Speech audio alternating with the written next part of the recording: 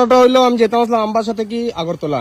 তো বর্তমানে আয়া দেখি তো ওখানে গেছি না মুঙ্গিয়াকামি যাওয়ার আগে রাস্তা যার গিয়া, তখন যদি এদিকেও রাস্তা যায় গিয়া, ওইদিকে রাস্তা গেছে গিয়া কমলপুর মানিক ভান্ডারের রাস্তা গেছে গিয়া, এদিকে কুমারঘাটে যাওয়ার রাস্তাও বন্ধ।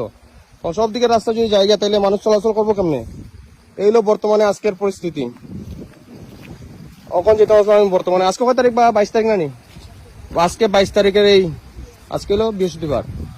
এই দেখো বর্তমানে এই অবস্থা হয়ে রয়েছে। আমার গাড়ি তো পারাই গেছে, কিন্তু ছোট গাড়ি তো লাগিয়ে যায়। এদিকেও অনেকটি গাড়ি লাইনে আছে। গাড়ি এখন কেমনে এই রাস্তাও যদি নতুন নতুন রাস্তা সব বেশি দিন হয়েছে না, কিন্তু কম দিনের মধ্যে রাস্তাগুলা সব হয়ে লাভ নাই, একবার অবস্থা নাই।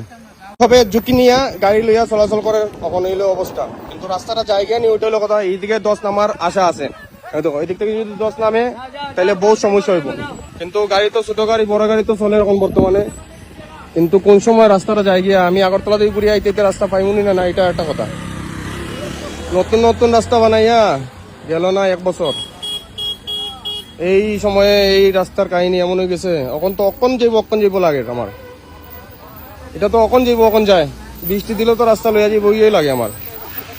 দেখো বর্তমানে অবস্থা, কিন্তু খালি গাড়ি তো যাওয়ার চেষ্টা করে, কিন্তু ছোট ছোট গাড়ি ওইদিকে তো লোড গাড়ি বেজান আটকে রয়েছে। এখানে এদিক থেকে তো যাওয়ার কোনো সুবিধা নাই। তবুও যার দেখা যাক কেটা হয়।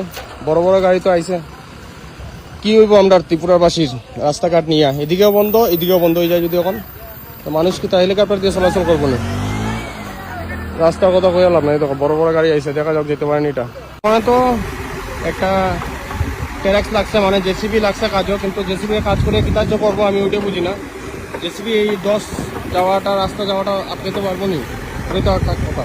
কিন্তু দুই দিকে পুরা যতগুলো দেখা যায় অতটুকু দুই দিকে গাড়ি জাম লাগিয়ে বুঝছে, এদিকে গাড়ি ওদিকে গাড়ি, সব দিকে গাড়ি আর গাড়ি। দেখা কি হয় ঘটনাটা এটা।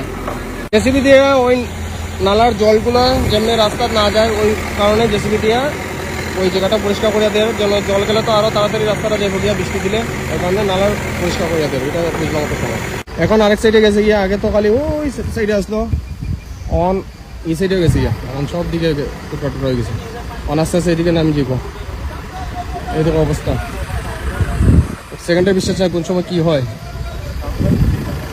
সব দিকে তো রাস্তা বন্ধ করা হয়েছে দুই সাইডে, তো এদিকে কেউ যাওয়া আসা করে না। আসামা করে তোলা সব তেলেমুড়া হইয়া মানিক ভান্ডার হইয়া আমবাসা হইয়া যাওয়া আসা করতে পারো। বর্তমান এখন লাগি রাস্তাটা ফিল করা হয়েছে, মানে রাস্তাটা এখন বন্ধ। তো দেখা যাক রাস্তা কি হয় কি না। আর জেসিবি তো জল যেতে না করে রাস্তা ঠিক করে দেয়। এই দেখো সিরিয়ালে বহুত অনেকটি গাড়ি আছে, আরো আগে সামনে আছে। আর এদিক থেকে পুরা গাড়ি বন্ধ করা হয়েছে, যেদিকে মুঙ্গিয়াকামি থাকি আমবাসার জন্য কোনো ধরনের গাড়ি আয় না, দেখে রাস্তা বন্ধ করে রাখা হয়েছে।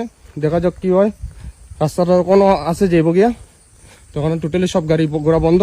যারা যাওয়ার হয় তেলামুড়া হইয়া মানিক ভান্ডার হইয়া আমবাসা হইয়া যেতে পারো আসাম রুটে।